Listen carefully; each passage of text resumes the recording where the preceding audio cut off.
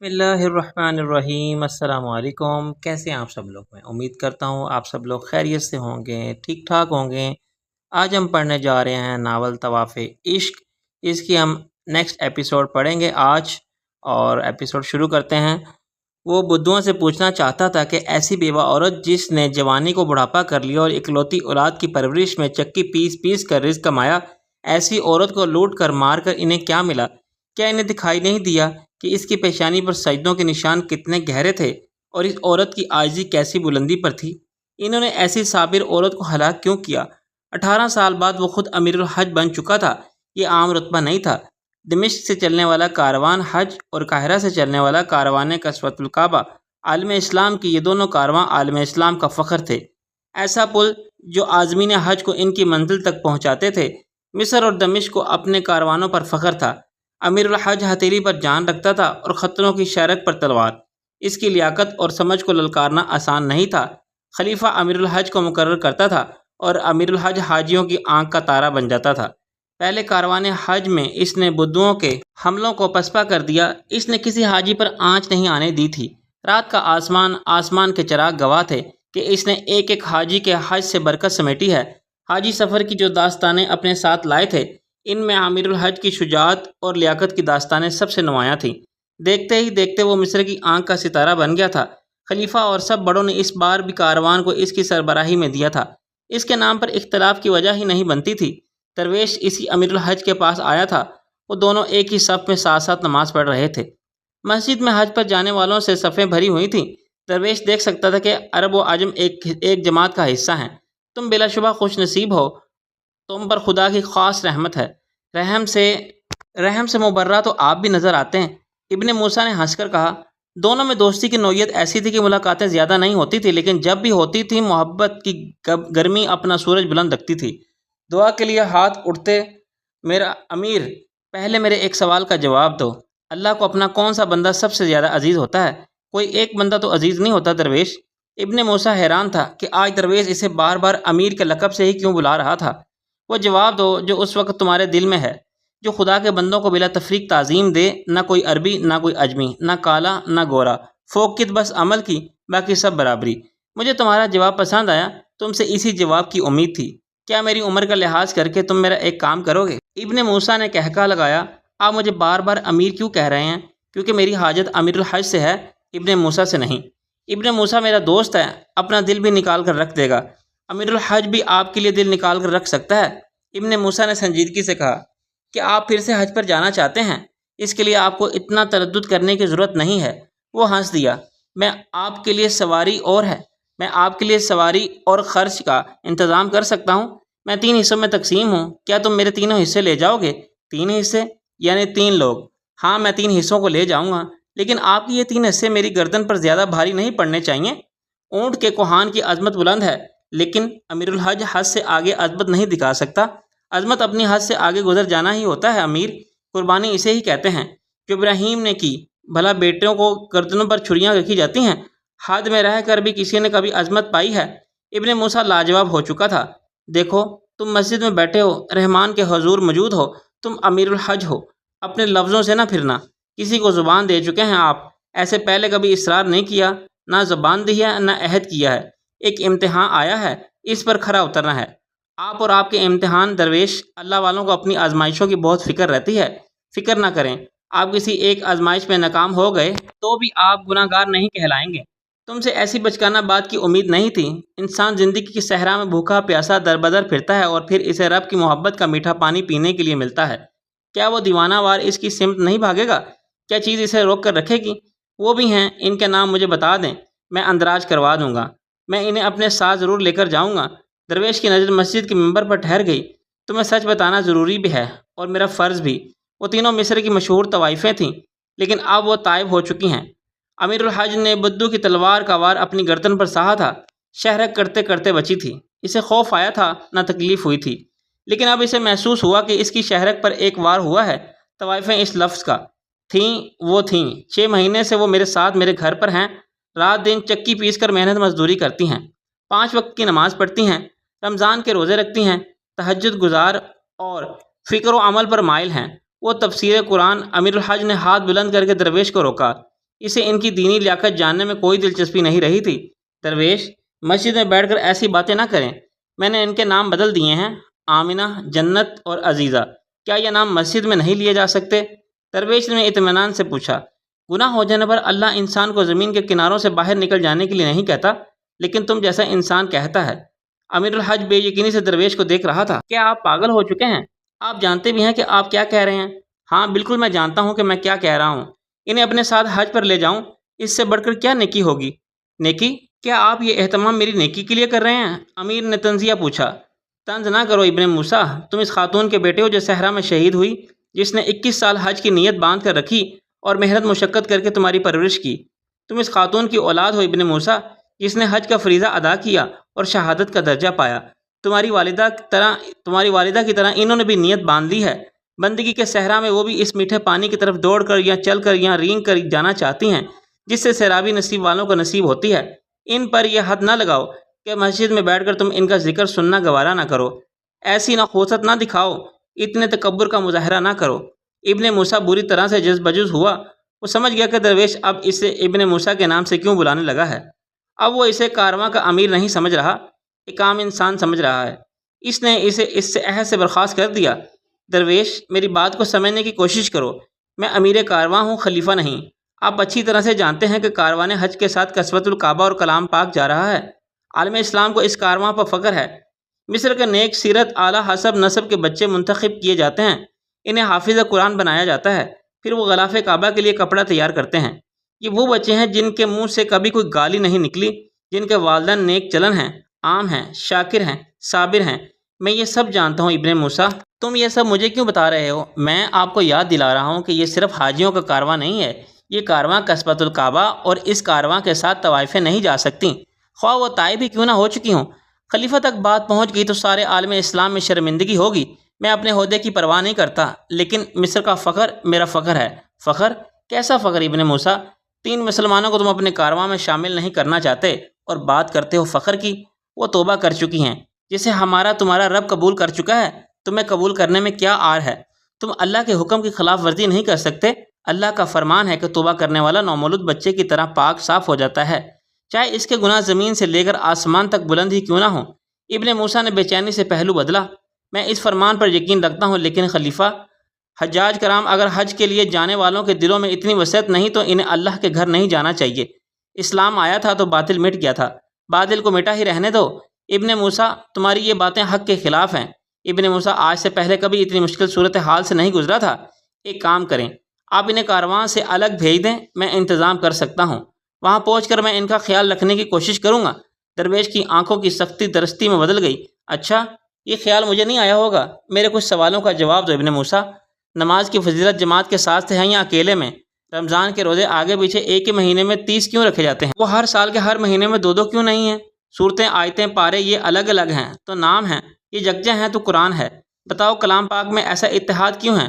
حضرت محمد صلی اللہ علیہ وآلہ وسلم نے حضرت ابوبکر کو رضی اللہ تعالیٰ عنہ کو مدینے سے حج کے لیے 100 لوگوں کو قافلے کی صورت میں لانے کی ہدایت کیوں کی تھی؟ وہ حاجیوں 2 3 یا 10 کی صورت میں کیوں نہیں گئے تھے؟ دفاع ہو یا حملہ، سپاہیوں کی جماعت لشکر ہی کیوں ہے؟ وہ ٹکڑیوں میں کیوں نہیں؟ ابن موسیٰ ششدر درویش کی صورت دیکھ رہا تھا۔ میں آپ جتنا با علم نہیں ہوں درویش، علم والے نہیں بن سکے تو عمل والے بن جاؤ۔ ابن موسیٰ نے خفگی سے درویش کی طرف دیکھا اور اٹھ کر کھڑا ہو گیا۔ اس نے درویش کو نظر انداز کر دیا۔ وہ کچھ اور لوگوں کی طرف بڑھ گیا جو اس سے کارواں سے متعلق باتیں کر رہے تھے۔ درویش چپ چاپ ابن موسیٰ کو دیکھتا۔ ابن موسیٰ اپنی پشت پر چڑھ درویش کی نظروں کی گرمی کو محسوس کر رہا تھا۔ اللہ کے گھر کے 3 دل لے جاؤ امیر الحج۔ درویش جیسے مراقبے سے بیدار ہوا تھا، اس کی آواز بلند تھی اور وہ سب کو سنائی دی تھی۔ سب نظریں ابن موسیٰ اور درویش کو دیکھ رہی تھیں۔ رب الواحد کے لیے 3 دل، 3 عاشق، 3 متوالے، 3 دیوانے لے جاؤ امیر۔ درویش کی آواز ابھی ابھی باندھی تھی۔ ابن موسیٰ نے حیرت سے درویش کی بچکانہ باتوں کو سنا۔ وہ خفا ہو چکا تھا۔ وہ درویش کی سمت لپکا۔ آپ سے ایسی کم عقلی کی باتوں کی امید نہیں تھی، تم سے ایسی تنگ دلی کی امید نہیں تھی۔ درویش نے افسوس سے کہا، ایک اللہ کے لیے 3 اللہ والے لے جاؤ۔ یہ آخری بات تھی جو درویش نے کہی اور ابن موسیٰ کو مسجد میں ہی چھوڑ کر باہر آ گیا تھا۔ ابن موسیٰ نے لبک کر درویش تک جانا چاہا تھا، اسے بتانا چاہا تھا کہ جس چیز پر اس کا اختیار نہیں اس کے لیے اسے مجبور نہ کیا جائے۔ وہ اسے عزیز رکھتا تھا، لیکن عزیزہ نے دیکھ لیا تھا کہ درویش اداس صورت لوٹے ہیں۔ اس کے دل کو دھکا لگا تھا۔ درویش کی شہر میں بہت عزت تھی، انہیں انکار کرنا مشکل تھا، اور اگر انہیں انکار ہو سکتا تو اس کا مطلب صاف تھا کہ وہ مر کر بھی حج نہیں کر سکتی۔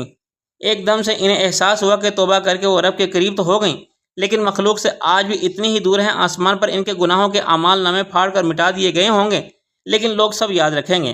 ان کے نام بھی، ان کے گناہ بھی ان کے معاف کر کے اللہ تو انہیں عزت اور رتبہ دینے والا ہے، لیکن مخلوق کے دل کا میل دھلنے والا نہیں ہے۔ انسان اس کا دل رائی کے دانے سے چھوٹا ہے، اور یہ انسان اپنا دل بڑا کرنے والا نہیں ہے۔ ہمارا حسب نسب اور ہمارا ماضی ہمارا پیچھا نہیں چھوڑے گا۔ چکی پیستے ہوئے جنت زیر لب بڑبڑائی۔ درویش کی بیوی کم گو تھی، لیکن اس نے تسلی بخش نظر جنت کی طرف اٹھائی تھی۔ تم نے شکایتیں کرنا شروع کر دی ہیں، اس نے نرمی سے کہا۔ کیا امیر الحج نے اس لیے انکار کر دیا کہ ہم آمنہ پوچھے بغیر نہیں رہ سکی؟ آگے کچھ نہ کہنا آمنہ، میرے دل کو تکلیف نہ دو۔ میں ایسی زمین پر آیا ہوں جہاں حق کی روشنی تو پہنچتی ہے، لیکن اس روشنی پر ابھی تک اندھیرے غالب ہیں۔ آج بھی لوگوں کی وہی سوچ ہے جو اسلام آنے سے پہلے تھی۔ جن باتوں کو جاہلیت قرار دیا گیا، ان کے نام بدل کر لوگوں نے انہیں قاعدے قانون کا نام دے دیا۔ حق تو آ گیا، لیکن دلوں کا باطل نہیں مٹا۔ آمنہ خاموشی سے اٹھ گئی، نہ اٹھتی تو پتہ نہیں کتنے اور سوال پوچھ لیتی۔ وہ شوخ و چلچل تھی، پیچھے جو کچھ چھوڑا آگے اس سے بڑھ کر پا لیا۔ کھری زمین پر پیال پر سوتے ہوئے اس نے اپنی ہنسی کو کن نہیں سونے دیا، لیکن اب اسے لگا کہ وہ بھی کبھی مسکرا نہ سکے گی۔ وہ کبھی اس حقیقت کو بھول نہیں پائے گی کہ وہ کون ہے اور کیا کرتی رہی ہے۔ کیا ہمیں اپنے گناہ یاد رکھنے چاہیے یا اوقات؟ جنت نے درویش کی بیوی سے پوچھا۔ وہ وسوسوں کا شکار تھی۔ تمہیں صرف اللہ کی رحمت کو یاد رکھنا ہے، تمہیں تمہاری حیثیت خود بخود معلوم ہو جائے گی۔ رحمان کی رحمت کو یاد رکھنے کے لیے انہیں اپنی حیثیت بھولنی تھی۔ عزیزہ خاموش تھی، لیکن اندر ہی اندر غصے سے بل کھا رہی تھی۔ وہ اپنا غصہ نکال دینا چاہتی تھی۔ درویش نے لاکھ سمجھایا تھا کہ غصہ عقل کا دشمن ہوتا ہے، لیکن وہ اس دشمن کو پال پوس کر بڑا کر دیا کرتی تھی۔ عقل ویسے بھی ہر وقت استعمال میں نہیں لا جا سکتی تھی۔ وہ دل کی کمزور ہو سکتی تھی، لیکن ارادوں کی مضبوط تھی۔ سرے بازار اور درویش سے پہلی ملاقات کے بعد اس نے نیت کر لی تھی کہ وہ جلد سے جلد اپنی جگہ چھوڑ دے گی۔ وہ دن کے بعد اور ان دنوں کو ساتھ لے کر درویش کے ساتھ سیدھے راستے کی طرف آ گئی تھی۔ راستہ جتنا سیدھا ہو اس پر چلنا اتنا ہی مشکل ہوتا ہے۔ پتھر نہ ملے تو کنکر ملتے ہیں، حق پر چلنے والوں کو اعزاز نہ ملے تو دھتکار ملتی ہے۔ تائب ہونا آسان تھا۔ ہر وہ کام جو بندے اور اللہ کے درمیان ہوتا ہے آسان ہوتا ہے، وہ آسانیاں دیتا ہے۔ فرض دیتا ہے تو قضا بھی رکھتا ہے، گناہ کے بعد توبہ کی شفا بھی دیتا ہے۔ یہ وصف انسانوں نے نہیں اپنایا۔ تینوں کے لیے وہ رات کانٹوں کا بستر تھی۔ جس دن درویش انہیں ملا تھا، انہیں ہدایت مل گئی تھی۔ جس دن محمد شریف پر ان کی نظر پڑی تھی، انہیں راستہ مل گیا تھا۔ جس لمحے حج کی نیت کی، اس لمحے بندگی کی منزل دکھائی دی۔ سفر زندگی کا ہو یا بندگی کا، ارادے کی مضبوطی شرط ہے۔ یہ حقیقت جان لینے کے بعد کہ وہ کبھی بھی حج کے لیے نہیں جا سکیں گی، ان کے دل گہری اداسی میں گھر گئے تھے۔ کوئی امیر الحج انہیں کارواں میں قبول نہیں کرے گا، کوئی انہیں خوش آمدید نہیں کہے گا۔ سب انہیں ملامت کریں گے کہ وہ کسوت الکعبہ کے ساتھ سفر کرنے کی جرت بھی کیسے کر سکتی ہیں۔ عزیزہ نے ایک جرت کی تھی۔ وہ میدان کارواں میں امیر الحج کو ڈھونڈنے گئی تھی۔ میدان کارواں میں مصر اور کرب و جوار کی ریاستوں سے قافلے آ چکے تھے۔ چند قافلے رہ گئے تھے جو اگلے دن تک پہنچنے والے تھے۔ شہر کے مہمان خانے، شاہی سرائے میدان حاجیوں سے آباد ہو چکے تھے۔ میدان میں ہر طرف خیمے ہی خیمے تھے۔ قاہرہ کے لوگ حاجیوں سے ملنے کے لیے میدان کارواں میں آتے تھے۔ عزیزہ بھی آمنہ اور جنت کے ساتھ آئی تھی۔ درویش کی بیوی اپنے ساتھ کھانے پینے کی کچھ ایسی زبردست چیزیں لائی تھی جو سفر کی تکان کو زائل کرنے میں مدد دیتی ہیں۔ وہ چند عورتوں کو بہت عاجزی سے وہ چیزیں پیش کر رہی تھی۔ عزیزہ نے امیر الحج کو انتظامات میں مشغول دیکھ لیا تھا۔ وہ منہ بنائے بغیر نہیں رہ سکی تھی۔ وہ ضدی، بدتمیز اور منہ پھٹ مشہور تھی، لیکن درویش کے کہنے پر اس نے ان بیماریوں سے جان چھڑا لی تھی۔ لیکن ایک بیچاری ابھی تک اسے چمٹی ہوئی تھی، وہ تھی بھڑک اٹھنے کی بیماری، چنگاری کے آگ بن جانے کی بیماری۔ اس کا دل چاہا کہ امیر کارواں کے پاس جائے اور کھری کھری سنا دے۔ وہ ایسا تو نہیں کر سکی، لیکن ایک معمولی سا پتھر اٹھا کر اسے غیر معمولی انداز سے مارے بغیر نہیں رہ سکی تھی۔ امیر کارواں بھی جلالی انداز سے پلٹے بغیر نہیں رہ سکا۔ جو لوگ کہتے ہیں کہ توپ کے گولے تباہ برباد کر دیتے ہیں، وہ لوگ نوکیلے پتھر کمر پر کھا کر دیکھیں، تباہ برباد نہ صحیح، خانہ برباد یہ بھی کر دیتے ہیں۔ پیچھے عورتیں، مرد، بچے، بوڑھے سب موجود تھے۔ جس طرف نظر اٹھتی تھی انسان ہی انسان دکھائی دے رہے تھے۔ ہاں، ایک لڑکی چادر میں منہ چھپا رہی تھی اور ایسا کرتے ہوئے صاف دکھائی دے رہی تھی۔ وہ لمبے لمبے ڈگ بھرتا ہوا اس کے قریب آیا۔ اس نے بھی بھاگنے کی کوشش نہیں کی تھی۔ گولا مار کر توپ زمین پر جم کر کھڑی رہی تھی۔ تم نے مجھے پتھر کیوں مارا؟ وہ حیران ہوئی تھی، پریشان بھی ہوئی تھی، گھبرا بھی گئی تھی۔ لیکن آپ سے کس نے کہا کہ میں نے مارا ہے؟ سوال کو گھمانا نہیں بھولی تھی۔ میں امیر کارواں ہوں۔ صحرا کی ہوا اپنا رخ بعد میں بدلتی ہے، میں اس کی سمت پہلے پکڑ لیتا ہوں۔ ہو نہ ہو صحرا اور ہوا کے کچھ لگتے۔ ہاں، مارا ہے، موقع ملا تو اور ماروں گی۔ کوئی جن مل گیا تو احرام اٹھوا کر دے ماروں گی۔ جنوں کی فوج مل گئی تو ساری دنیا کے پہاڑ اٹھا کر دے ماروں گی۔ لڑکی غصے میں تھی، لیکن اس کی باتیں میں نے کیا کیا ہے؟ وہ ہنسنا چاہتا تھا لیکن سنجیدہ صورت میں پوچھ رہا تھا، تم امیر الحج ہو لیکن دل کے سیاح ہو۔ مصر کی شان، قاہرہ کا ہر دل عزیز امیر کارواں، لوگ رک کر اسے سلام کرتے تھے، احترام دیتے تھے۔ یہ لڑکی اسے دل کا سیاح کہہ رہی تھی۔ کون ہو تم؟ کارواں میں شامل ہو؟ ہاں، لیکن تمہارے کارواں میں نہیں، زندگی کے کارواں میں، جس کا امیر رب العالمین ہے۔ وہ لاجواب ہوا تھا، لیکن لڑکی کے غصے کی وجہ نہیں سمجھ سکا تھا۔ وہ جا چکی تھی، اس کی کمر سلگ رہی تھی۔ اس جیسے پہاڑ انسان کے لیے معمولی سا کنکر، آگ کا گولا تو نہیں، لیکن وش جل رہی تھی۔ وہ گھر آیا تو بچے کارواں کارواں کھیل رہے تھے۔ وہ حج پر جانے والوں کے لیے قرعہ نکال رہے تھے۔ یہ اس کے خالہ زاد بھائی کے بچے تھے۔ اس کا ان سے بہت پیار تھا، خاص طور پر احمد سے ٹھنڈے پانی کا پیالہ منہ سے لگا کر نشست پر بیٹھ کر وہ دلچسپی سے انہیں دیکھنے لگا۔ اب وہ جانوروں اور اناج کی باتیں کر رہے تھے، راستہ دکھانے والے آسمان کے ستاروں اور ریت کے طوفان کی۔ انہیں دیکھ دیکھ کر وہ ہنستا رہا۔ وہ اس کی نقل اتار رہے تھے۔ جب کارواں کی روانگی کا وقت آیا تو کھیل میں شامل سب بچے اپنا اپنا سامان اٹھا کر اپنے فرضی جانور پر سوار ہو گئے، اور مٹی میں کھیلتا 6 سال احمد ایک دم سے مچل کر ان کی طرف لپکا۔ وہ عام بچوں جیسا نہیں تھا، اسے دماغی مسئلہ تھا، اس کی زبان میں لکنت بھی تھی۔ ابن موسیٰ نے لپک کر احمد کو اپنی گود میں اٹھا لیا، لیکن وہ مچل رہا تھا، رو رہا تھا، سب بچوں کو گالیاں دے رہا تھا کہ وہ اسے چھوڑ کر جا رہے ہیں۔ ابن موسیٰ نے جلدی جلدی اس کا سامان تیار کیا اور اسے فرضی جانور پر سوار کر کے کارواں میں شامل کرنا چاہا تو امیر کارواں دانیال چلا اٹھا، یہ ہمارے ساتھ نہیں جائے گا چچا۔ لیکن کیوں؟ بھائی کو پیچھے چھوڑ کر جا رہے ہو؟ بری بات ہوتی ہے، کیونکہ یہ روتا اور چلاتا ہے، یہ گالیاں دیتا ہے، یہ برا انسان ہے۔ یہ برا انسان نہیں ہے، اسے اچھے اور برے کی سمجھ نہیں ہے، جلد ہی یہ سمجھدار ہو جائے گا۔ اس نے تحمل سے سمجھانا چاہا، جسے اچھے برے کی سمجھ نہیں ہے اس پر حج بھی فرض نہیں ہے۔ اس کا دل کٹ کر رہ گیا۔ حج ہر صاحب حیثیت مسلمان پر فرض ہے۔ میرے بیٹے بیمار یا تندرست پر نہیں، یہ بیمار ہے، یہ اتنا لمبا سفر نہیں کر سکتا۔ یہ بیمار نہیں ہے، تمہارے بھائی کا دماغ اس کا ساتھ نہیں دیتا۔ جس کا دماغ ساتھ نہیں دیتا اسے ہم ساتھ نہیں رکھ سکتے۔ ایسے انسان کا اللہ کے گھر میں کیا کام جو ہر انسان کو برا بھلا کہے، اسے گالیاں دے؟ کیا بری زبان والے اللہ کا گھر دیکھنے کے حقدار ہیں؟ دوسروں کے حق پر لکیر کھینچنے والے تم کون ہوتے ہو؟ یہ نہیں جانتا کہ یہ کیا کہہ رہا ہے؟ بچوں کی تنگ دلی پر وہ ہکا بکا رہ گیا تھا۔ جب یہ نہیں جانتا کہ یہ کیا کہہ رہا ہے تو پھر وہ کیسے کہے گا جو اسے کہنا چاہیے، جو حاجی طواف کرتے ہوئے کہتے ہیں، انسان اپنی حاضری کی گواہی زبان سے نہیں روح سے دیتا ہے۔ میری جان، روح کیا ہوتی ہے چچا؟ ہم تو اس کی زبان کو جانتے ہیں جو گندی ہے، لکنت زدہ ہے، اس کا جسم بدبودار ہے، یہ ناپاک ہے، یہ اللہ کے پاک گھر میں کیسے جا سکتا ہے؟ صرف اس کے لیے امیر کارواں اس کا بھائی ہے؟ نہیں، میں یہ نا انصافی نہیں کروں گا۔ گندی، بدبودار، ناپاک، ابن موسیٰ زیر لب بڑبڑایا۔ بچوں کا کارواں اپنے فرضی جانوروں پر آگے بڑھ گیا تھا۔ پیچھے احمد دھاڑے مار مار کر رونے لگا۔ وہ اس کی گود سے پھسل گیا اور زمین پر لوٹ پوٹ ہونے لگا۔ اس کے رونے کی آواز، اس کے درد کی شدت، اس نے آگے چلے جانے والوں کو اور پیچھے رہ جانے والوں کو دیکھا۔ جو پیچھے رہ جاتے ہیں دراصل وہی آگے والوں سے آگے نکل جاتے ہیں۔ احمد کے آنسوؤں سے تر گالوں نے اس کا دل 2 ٹکڑے کر ڈالا۔ وہ بار بار ہاتھ اٹھا کر کارواں والوں کی طرف اشارہ کر رہا تھا۔ کارواں کے امیر نے جھک کر احمد کو اٹھایا، اپنے سینے سے لگایا اور قاہرہ کی گلیوں سے گزرتے ہوئے خود کو کہتے پایا، ایک اللہ کے لیے، ایک اللہ والا لے جاؤ۔ نیت، عمل اور ارادے غلط ہو سکتے ہیں، لیکن تڑپ ہمیشہ سچی ہوتی ہے۔ تڑپے بغیر کوئی نہیں روتا، بے چین ہوئے بغیر کوئی طلب نہیں کرتا، دعا ہو یا دوا، زخم ملے بغیر کوئی نہیں مانگتا۔ امیر کارواں نے قاہرہ کی پتھریلی زمین پر چلتے ہوئے خود سے کہا۔ احمد ابھی تک رو رہا تھا، مچل رہا تھا۔ اس کے غم کو چین نہیں تھا، اس کے دل کو سکون نہیں تھا۔ وہ درویش کے دروازے پر دستک دے رہا تھا۔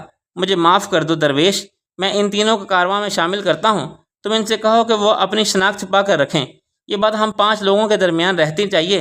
دروازہ کھلتے ہی امیر الحج نے اپنی نم آنکھیں پوچھیں بغیر کہنا شروع کر دیا تھا۔ سامنے درویش نہیں، عزیزہ کھڑی تھی۔ وہ حیران امیر الحج کی صورت دیکھ رہی تھی۔ وہ شرمندہ تھی، وہ خوش تھی، خوشی سے بے قابو ہو رہی تھی۔ کس چیز نے آپ کے ارادے کو بدل دیا؟ وہ پوچھے بغیر نہیں رہ سکی۔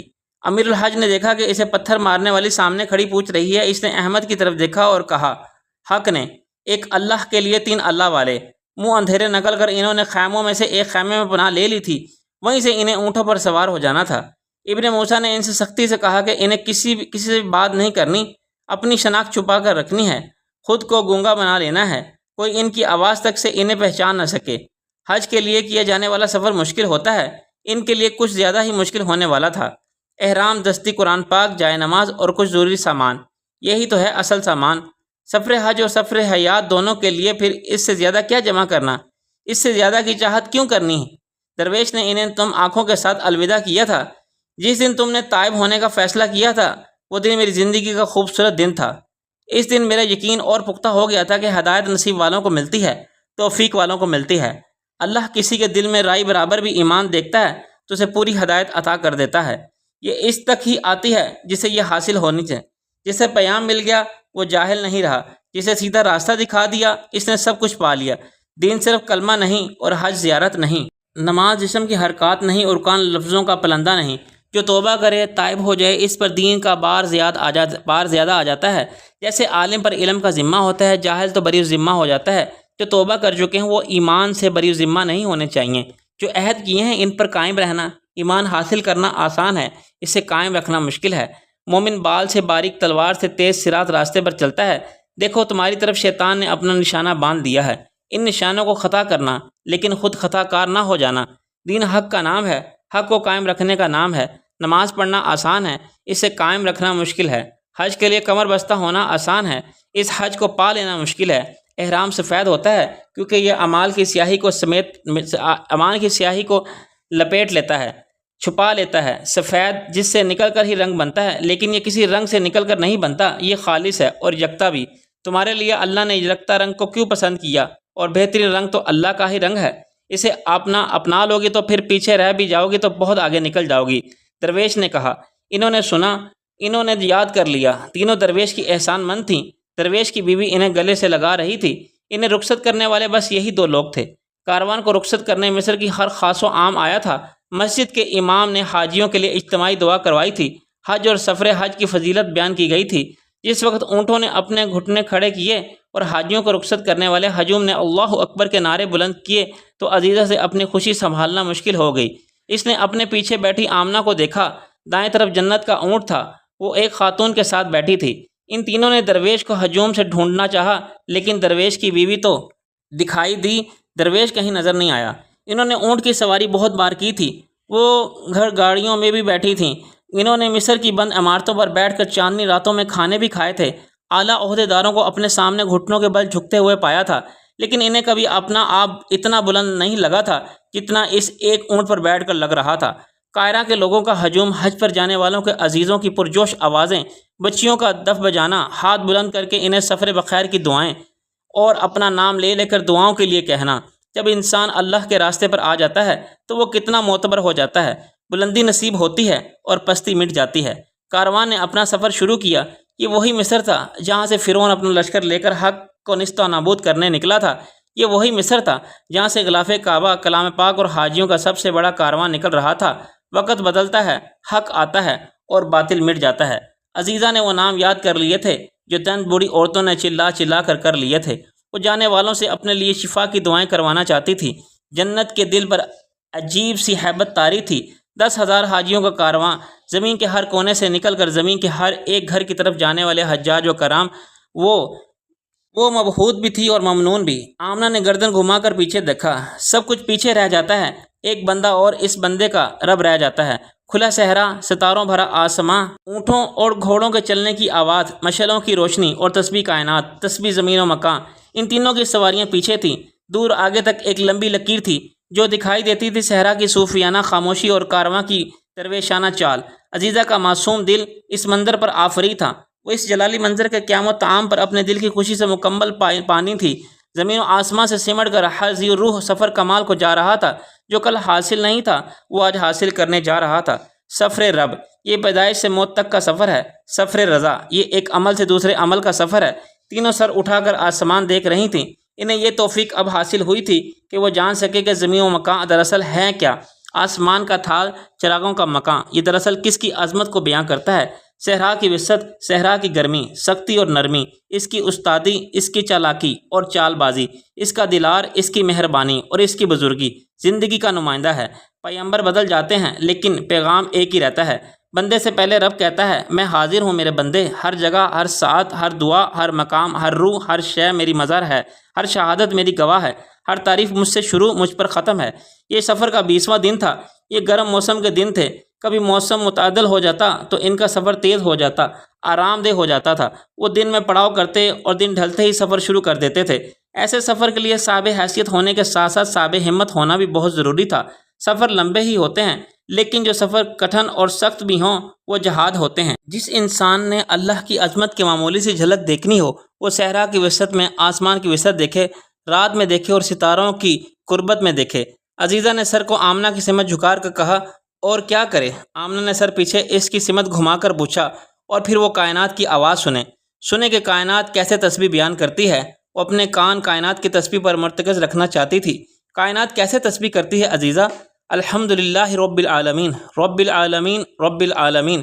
رب العالمین کے جہاں میں قلعہ نما 4 دیواری تھی۔ کارواں سرائے حاجیوں کے عارضی قیام کے لیے خلیفہ نے بنوائی تھی۔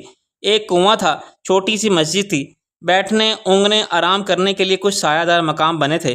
یہاں پرندوں کے غول اتر رہے تھے، قافلوں کے نشان زمین پر دیکھے جا سکتے تھے۔ عارضی چولہے اور کچھ استعمال کی چیزیں، دیواروں میں ہاتھ برابر کھو میں کچھ برتن رکھے تھے۔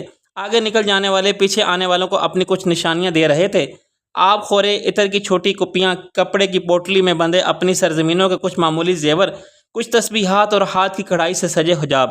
عزیزہ کے ہاتھوں میں کپڑے کی پوٹلی آئی تھی۔ وہ اتنی خوش تھی جیسے اسے دنیا جہاں کا خزانہ مل گیا ہو۔ کسی قافلے یا کاواں کی عورت نے اجنبی سرزمین کی اجنبی لیکن دوست عورت کے لیے ایک تحفہ رکھا تھا۔ اس نے محبت کا ایک پیغام دیا تھا، دوستی کا معمولی لیکن گہرا اشارہ۔ عزیزہ نے محبت کا پیغام پا لیا تھا، دوستی کا ہاتھ بڑھا دیا تھا۔ وہ کان کے زیور آنکھوں کے سامنے لا کر دیکھ رہی تھی۔ یہ تم اپنے نکاح پر پہن لینا، بے ساختہ جنت کے منہ سے نکلا۔ پتہ نہیں کس نیک بخت خاتون کے زیور ہیں، اس کی نیک بختی کا سایہ تم پر بھی پڑ جائے گا۔ آمنہ عزیزہ کے لیے خوش تھی۔ عزیزہ بھی بدلے میں کھو میں کچھ رکھنا چاہتی تھی لیکن اس کے پاس کوئی زیور نہیں تھا۔ خرچ کے لیے ان کے پاس سکے تھے، یہ ان کی محنت کی کمائی تھی۔ درویش نے کہا تھا سفر میں سفر خرچ کی ضرورت پڑتی رہتی ہے، وہ یہ سکے سنبھال کر رکھیں۔ اس نے کچھ دیر سوچا اور پھر سکے نکال کر کھو میں رکھ دیے تھے۔ جو دینا چاہتے ہیں وہ بھوکے رہ کر بھی دے دیتے ہیں۔ سخاوت سونے کے پہاڑ دینے کا نام نہیں، سخاوت اپنی بھوک رکھ کر کسی دوسرے کی بھوک کی مٹا دینے کا نام ہے، ضرورت پوری کر دینے کا نام ہے۔ وہ کبھی اجنبیوں کو دوستی کا پیغام ایک عدد تحفہ دینا چاہتی تھی۔ آمنہ کے ہاتھ کپڑے کے پارچہ پر لکھا ایک خط آیا تھا۔ زبان فارسی تھی، وہ پڑھنے سے قاصر تھی۔ کارواں میں کچھ لوگ یقیناً فارسی پڑھ سکتے ہوں گے لیکن وہ کسی کے پاس نہیں جانا چاہتی تھی۔ درویش نے منع کیا تھا کہ وہ کسی سے بات نہ کرے۔ خط کو اس نے سنبھال کر اپنے پاس رکھ لیا تھا۔ جنت کے ہاتھ میں ایک تسبیح آئی تھی، یہ لکڑی کے دانوں کی تسبیح تھی۔ وہ تسبیح کی خوبصورتی پر حیران تھی۔ اسے یقین نہیں آ رہا تھا کہ ایسا باکمال تحفہ اسے مل سکتا ہے، وہ بھی ایسے صحرا میں اور ویرانے میں۔ جو ہماری چیزیں ہوتی ہیں وہ ہمیں ہی ملتی ہیں، ان کی حفاظت فرشتے ہمارے لیے کرتے ہیں، عزیزہ نے مسکرا کر کہا۔ آمنہ اور جنت نے ناسمجھی سے عزیزہ کو دیکھا۔ کیا واقعے میں؟ ہاں، یہی دیکھ لو کہ اتنے بڑے کارواں میں یہ سب چیزیں ہمیں ہی نصیب ہوئی ہیں، یہ ہماری ہی تھیں، ہر صورت ہمیں ہی ملنی تھی۔ انسان کو اللہ کی رحمت پر یقین ہونا چاہیے۔ اللہ اپنے بندوں کو تحائف دینا جانتا ہے اور وہ ان کے نصیب کی چیزوں کو حفاظت میں رکھتا ہے۔ سورج سر پر تھا، دن بہت گرم تھا۔ کنویں کے پانی سے منہ پر چھینٹے مارتے، کارواں والوں کی آوازوں کا شور سنتے، گرم لوگوں کے تھپیڑے سہتے وہ مر جانے کی حد تک خوش تھیں۔ درویش نے بالکل ٹھیک کہا تھا، وہ اصل کے مقابلے میں گھاٹے کا سودا کر رہی ہیں۔ اگر وہ پلٹ کر اصل کی طرف نہیں آئیں تو بہت نقصان میں رہیں گی۔ توفیق کی رحمت نے انہیں گھاٹے کے سودے سے بچا لیا تھا۔ وہ نماز ظہر کے لیے اپنے جائے نماز بچھا رہی تھی۔ ادھر ادھر کارواں کھانے پینے سستانے میں مصروف تھا۔ اونٹ مان اونٹوں کو پانی پلا رہے تھے، گھوڑوں کی ناز و برداریاں کی جا رہی تھیں۔ اونٹ جتنا اللہ لوک جانور ہے، گھوڑا اتنا ہی شوخا اور لاڈلا۔ پاؤں چلنے والا بچہ بھی اونٹ کی نکیل پکڑ کر اسے کہیں بھی لے جا سکتا ہے۔ درویشی اور عاجزی اونٹ کی روح پر اتنی غالب آ چکی ہے کہ پیدا ہوتے ہی اس کے چہرے سے بزرگی جھلکنے لگتی ہے۔ جانوروں میں ایسی بزرگ صورت صرف اونٹ کو ہی نصیب ہے۔ کیا یہ لوگ اونٹوں کو نہیں دیکھتے کہ انہیں کیسے پیدا کیا گیا؟ القرآن کلام پاک میں مالک دو جہاں نے ان کا ذکر آسمانوں، پہاڑوں، زمین سے پہلے کیا ہے۔ یہ نمازی کی طرح جھکتا اور ایمان والوں کی طرح کھڑا ہوتا ہے، اس لیے یہ نبیوں کی سواری رہا ہے۔ عزیزہ کا سستانے کا کوئی ارادہ نہیں تھا، وہ گھوم پھر کر کارواں دیکھ رہی تھی۔ اس نے چہرے پر نقاب کھینچا ہوا تھا، وہ کارواں کے لوگوں کو دیکھنا چاہتی تھی جو اس کے ہم سفر تھے، جو اس پڑاؤ میں اس کے ہم اہم نشیں تھے۔ اس کے لیے یہ کارواں ایک پورا جہاں تھا۔ وہ ساری دنیا نہیں گھوم سکتی تھی لیکن وہ ساری دنیا سے اکٹھے ہوئے جہاں کو دیکھنا چاہتی تھی۔ ایک خاتون ٹھہر ٹھہر کر کلام پاک پڑھ رہی تھی، وہ پڑھتی جاتی روتی جاتی، پتہ نہیں وہ رب کی عظمت پر آبیدہ تھی یا اس کی محبت پر۔ کچھ دور ایک اونٹ مان سر کے نیچے بازو رکھے سو رہا تھا، اس کے دن کے خراٹے رات کے جھنگیروں کو مات دے رہے تھے۔ اس کا اونٹ اس کے سر پر جھکا اس سے لاڈ کر رہا تھا، اپنا منہ اس کے منہ کے قریب لا کر اس کے منہ پر کھیل تماشا کرتی مکھیوں کے کھیل برباد کر رہا تھا۔ عزیزہ ہنس دی، کیسی بے فکری نیند ہے اس کی، جی چاہتا ہے اس کے سر کے نیچے سے اس کا تکیہ اس کا بازو کھینچ دوں۔ میرا خیال ہے کہ مجھے کچھ کنکریاں اکٹھی کر کے تمہیں دے مارنی چاہیے، تمہارے اندر کا شیطان ابھی بھی زندہ ہے۔ آمنہ نے اس کا بازو پکڑ کر کھینچ کر آگے کیا کہ وہ اس بیچارے معصوم کو معصومانہ نیند سو لینے دے۔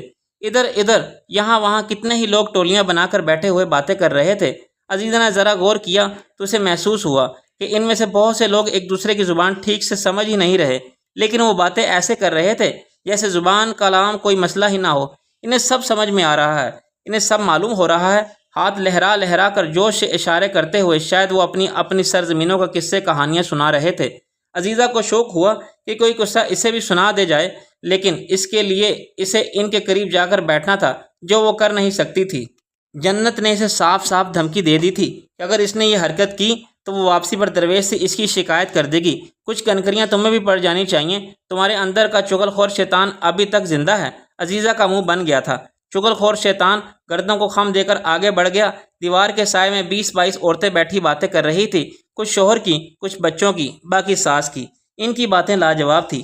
تینوں ان کے ساتھ جا کر بیٹھ گئیں اور چغلیاں سننے لگیں۔ دیکھ لو، نکاح ایسا جان کا عذاب ہے۔ آمنہ نے جنت کے کان میں سرگوشی کی۔ میرا خیال ہے کہ اصل عذاب صرف ساس ہے۔ جنت کو بڑا مزہ آ رہا تھا۔ عورتوں کے شکوے بھی ختم نہیں ہوتے، وہ صحرا کے سفر پر کارواں کے ساتھ ہی کیوں نہ ہوں، انہیں اپنا پیچھا نہیں بھولتا۔ شوہر، بچے اور عذاب از جان ساس۔ دنیا میں کوئی عورت اتنی بدنام نہیں جتنی ساس ہے نا عزیزہ؟ مجھے کیا پتا، میں نے کون سا کسی بدنام زمانہ ساس کو بھگتا ہے۔ اچھا چلو فرض کرتے ہیں کہ تمہاری ایک عدد ساس ہے، تمہاری جان کا عذاب ہے، تو تم کیا کرو گی؟ کیا مطلب کیا کروں گی؟ خدمت کروں گی، ساس کا دل بدلنے کی کوشش کروں گی، پھر بھی نہ وہ بدلے تو پھر ان کے دن اور جون دونوں بدل دوں گی۔ عزیزہ نام ہے میرا، ساس نامی مار کا سر کر کے ہی رہوں گی۔ تینوں نے کہکا لگایا، لیکن 2-3 عورتوں کے کانوں میں عزیزہ کے نیک ارادوں کی بھٹک پڑ چکی تھی۔ وہ سر گھما کر اسے گھور کر دیکھ رہی تھی۔ وہ اس بدتمیز لڑکی کی شکل یاد کرنے کی کوشش کر رہی تھی تاکہ وہ بھول کر بھی اس کو اپنی بہو نہ بنا لیں۔ بھول جانے والی ساری باتیں بھلا کر وہ نئے سبق یاد کر رہی تھی، صحرا کی کہانیاں سن رہی تھیں۔ عزیزہ ایک ٹیلے پر جا کر کھڑی ہو گئی تھی۔ آمنہ اور جنت بھی قریبی ٹیلوں پر کھڑی ہو چکی تھیں۔ اس نے دیکھا کہ بے آباد صحرا کو انسانوں نے آ کر آباد کر دیا ہے۔ یہ صحرا جو اپنی شکل میں پورا تھا لیکن ادھورا تھا، اسے انسان نے آ کر مکمل کر دیا تھا۔ زمین اپنے اوپر اور اندر جتنی بھی خاصیتیں رکھتی ہے، پہاڑ، دریا، جانور، صحرا، چرند پرند، خزانے، ان سب خاصیتوں کو انسان کی روح کی سانس لگتی ہے تو وہ بھی سانس لینے لگتی ہے۔ ہر شے کہیں نہ کہیں جا کر انسان سے جا ملتی ہے۔ ہیرا اپنی خاصیت میں کتنا ہی باکمال کیوں نہ ہو، شان میں بلند تر، خوبصورتی میں عرفہ، انسان کا ہاتھ، سانس، آنکھ لگے بغیر پتھر ہے، صرف پتھر ہے۔ جو ہر کو جوہری کی ہی نصیب نہیں ہوگا تو پھر وہ جوہری بھی کیسے ہوگا؟ کیا دیکھ رہی ہو؟ اللہ کتنا بڑا ہے، تو یہ تمہیں یہاں آ کر معلوم ہوا ہے؟ میں نے قاہرہ کے محلوں سے صرف آسمان دیکھا تھا، قاہرہ سے دور یہ صحرا اور آسمان دونوں دیکھے تو مجھ پر آشکار ہوا کہ جس چیز کے کنارے نہ ہوں وہ بہت بڑی ہوتی ہے۔ میں چھوٹی تھی تو میں نے سمندر کا سفر کیا تھا، اس سفر نے مجھ پر عجیب کیفیت طاری کر دی تھی۔ کشتی کے عرصے پر کھڑے ہو کر میں نے دیکھا تھا کہ پرندے دیوانہ وار سمندر کی وسعت پر پرواز کر رہے ہیں۔ صحرا اور سمندر یہ پرندوں پر بھی ہیبت طاری کر دیتے ہیں اور پھر یہ دیوانہ وار پرواز کرتے ہیں۔ یہی ان کی تسبیح ہے، یہی ان کی ثنا ہے۔ انسان کو بھی ایسے ہی دیوانہ وار ثنا خواں ہونا چاہیے۔ زمین کہیں تو ختم ہو ہی جاتی ہے عزیزہ۔